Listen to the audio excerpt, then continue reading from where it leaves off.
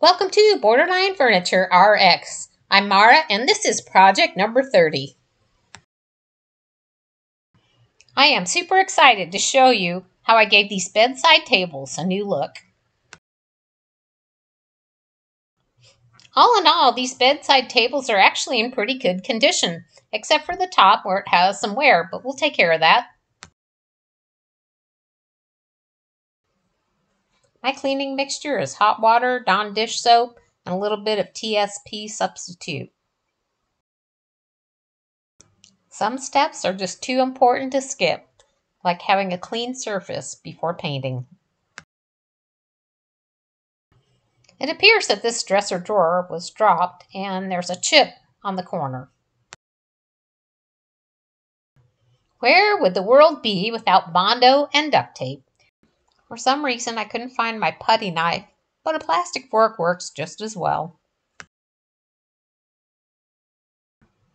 Wow, I'm really hoping that these fabric-lined drawers are going to be a thing of the past, because really, they don't hold up well and they're so hard to get rid of. I mean, think about it. How do you clean this?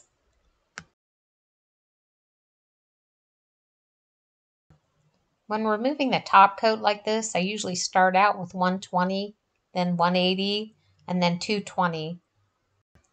But what I suspect is that the veneer on the top of this is paper thin, so I started out with 220. I haven't confirmed this yet, but you know I will.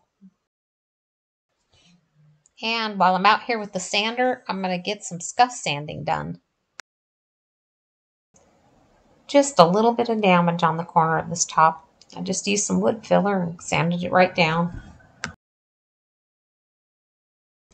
Now that the Bondo is dried and hardened, I'm going to sand it down and shape it up, and you'll never know that it was ever broken. Oh look, I found the paper thin veneer, and I blew right through it. But I have a plan to cover this up. So here's my plan. I'm going to use India ink to cover the tops of these dressers. Just a couple of recommendations here. If you plan on doing this, don't do it in direct sunlight and wear thicker gloves.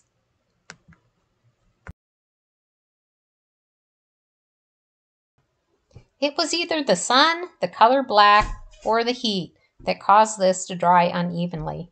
But I have another plan to fix this.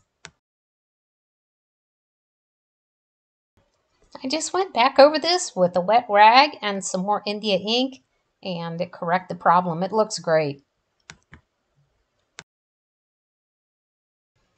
I'm taping the tops of these off so that I don't get any overspray from primer. So could I have skipped this step? Maybe, but it does help the paint stick better, and I didn't want to see any bleed through. So I say, better safe than sorry. If you've seen my previous videos, you know that I'm a huge fan of Behr paint. I absolutely love this paint, and this is the 2024 color of the year, and it's called Cracked Pepper, and it looks great. For this project, I'm using Behr's chalk paint, and wow, look at how smooth it goes on. Man, I love this paint. At this point, I probably should make a disclaimer.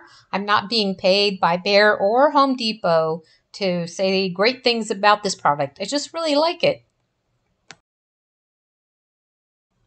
For the top coat, I'm using Behr polyacrylic, and it's about half and half matte and semi-gloss because I had about half and half left, so I want to use them up.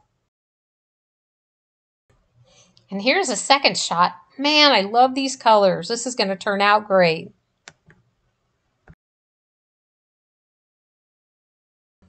Through the magic of video editing, we can edit out our mistakes.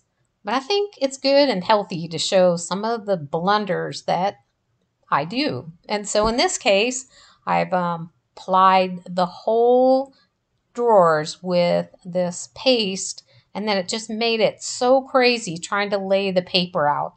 What I recommend is to do a small area and then lay the paper and then apply the compound underneath. It just makes it so much easier, and I don't know why I did it this way, but man, what a hassle.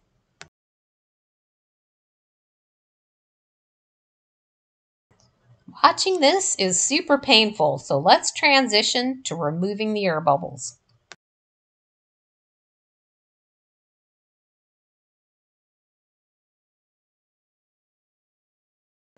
I feel so fortunate to have found these handles. They really work with this design perfectly. I purchased these handles at a local thrift bulk store for $1 each. Then I looked them up on Amazon and they're like $11 a piece, so I made out. I'm so happy. Just a reminder of where we started, and now look how amazing all these colors came together.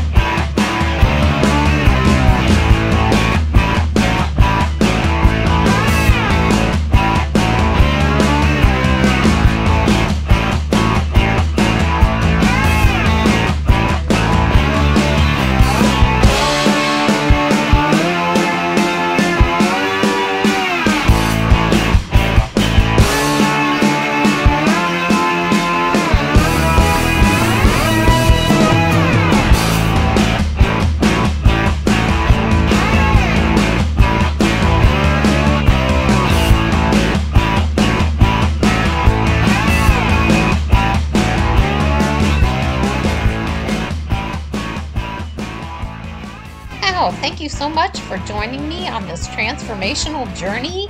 I've had so much fun and I can't wait to do this again, but on a larger scale. I totally enjoy seeing your likes and reading your comments, so drop me a line, and as always, thanks for watching.